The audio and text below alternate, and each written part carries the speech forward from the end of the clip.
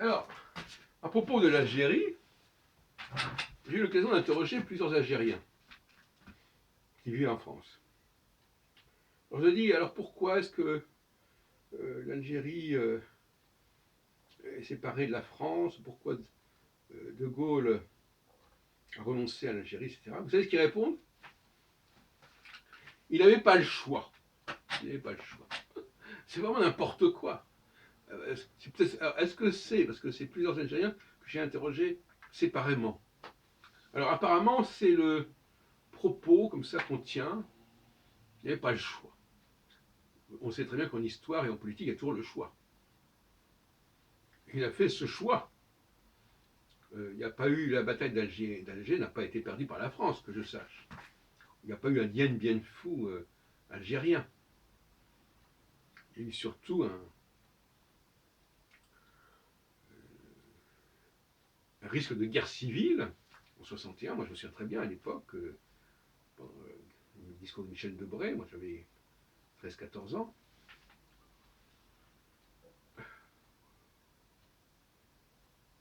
La France avait repris le contrôle de ce carteron de généraux,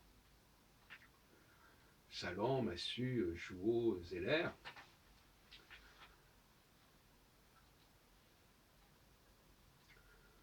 De Gaulle pensait que, avec les accords d'Évian, finalement, on aurait une sorte d'Algérie plus ou moins francisée, avec une présence d'une élite francophone et européenne en Algérie. Donc, par conséquent, on aurait une sorte d'association entre les deux côtés de la Méditerranée. Ça a été son illusion. Et c'était d'abord une question de rapport de force au sein même du gouvernement algérien et des structures algériennes. Et puis alors De Gaulle a lancé le processus de l'autodétermination. L'autodétermination. Le référendum sur l'autodétermination. C'est une belle affaire, ça. Toujours est-il que oui, il y avait le choix, bien évidemment qu'il y avait le choix. Mais ce qui m'intéresse, c'est la mentalité de ces Algériens qui n'avaient pas le choix. Comme si, voilà, les choses se sont faites comme ça, elles ne pouvaient pas se faire autrement. Et voilà, une sorte de fatalisme.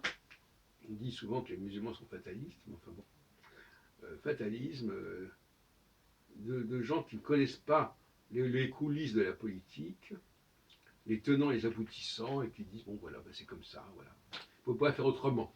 Il ne faut pas faire autrement. Bien sûr qu'il pouvait faire autrement. Il n'a pas voulu faire autrement. Ce qu'il voulait, ça ne s'est pas non plus produit exactement, puisqu'il y a eu les rapatriements, ce qui n'était pas prévu par les accords d'Évian. L'Algérie a été plus royaliste que le roi, c'est-à-dire qu'elle était exactement avec la même démarche que De Gaulle, mais encore pire. C'est-à-dire qu'elle a rejeté carrément, donc c'est amusant parce que eux, par exemple, ils ont rejeté carrément. Nous, par exemple, on ne rejette pas les étrangers comme ça, en bloc. Hop, c'était un grand charter qui partait, comme dans les années 62, 63, d'Algérie. Et donc ça a été résolu comme ça, tac, tac, tac. Ouf, on envoie tout le monde promener, on les renvoie.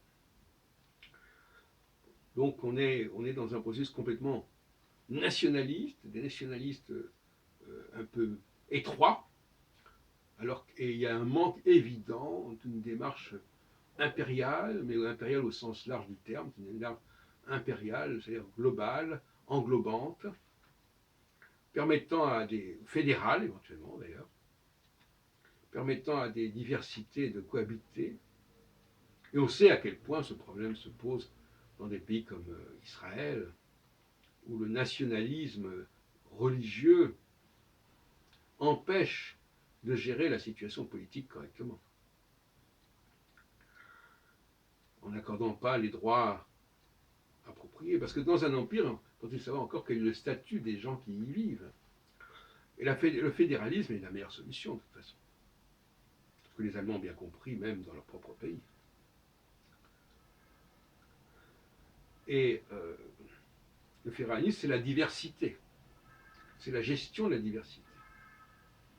C'est des collèges différents, ce sont des gouverneurs locaux qui ont un pouvoir important. Aux États-Unis, ça a pris des proportions considérables, puisque chaque État a son propre Sénat, a ses propres institutions, qui peuvent varier quand on passe la frontière d'un État vers un autre. C'est plus la même chose, c'est plus la même juridiction, etc. Même s'il y a le FBI qui est censé dépasser ces différences, mais néanmoins, elles sont bien là. Voilà. Donc, De Gaulle n'avait pas le choix, c'est vraiment n'importe quoi.